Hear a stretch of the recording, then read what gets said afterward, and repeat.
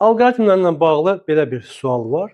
Klaviaturadan daxil edilən 3 ədəddən ən böyüyünün tapılması. Bunu Python proqramlaşdırma dilində yazsaq, imkanlarımız daha çoxdursa, alqoritmlərdə bir qədər azalır. Alqoritmlərdə də yenə də fərqli üsullarla yaza bilərsiniz əlbəttə ki. Mən belə bir üsulla yazmaq istəyirəm. Deməli, ilk olaraq bilirsiniz ki, alqoritmlərdə başlanğıc bloku qoyulmalıdır. Bu başlanğıc. Və bundan sonra bizim daxil edəcəyimiz ədədləri burada daxil edirik. Paralleqramdan istifadə edirik və bura A-nı, B-ni və C-ni yazmış oluruq. Artıq 3 dənə ədədimiz daxil edildi. Bu ədədlərdən hər hansı birini ilk başda deyirik ki, ən böyük ədəd budur.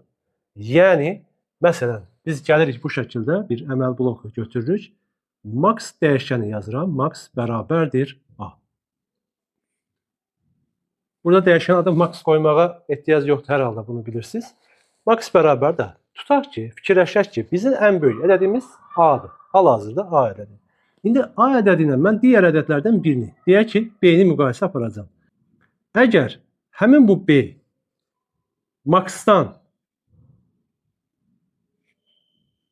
böyükdürsə, əgər B Max-dan, bilirsiniz ki, bu da şərt blokudur, B Max-dan böyükdürsə, o zaman Max olan A deyil, B olsun.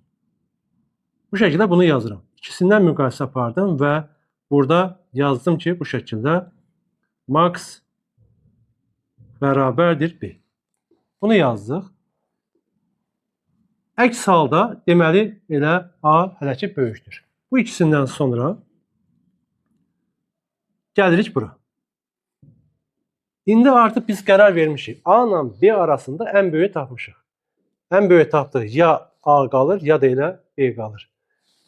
Bəs C ilə də müqayisə etməliyik. Odur ki, yenə bir dənə if içərisində yazıram.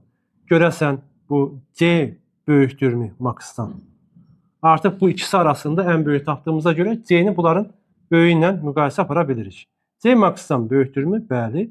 O zaman burada yazırıq ki, Max bərabərdir C. Bunu bu şəkildə yazdıq.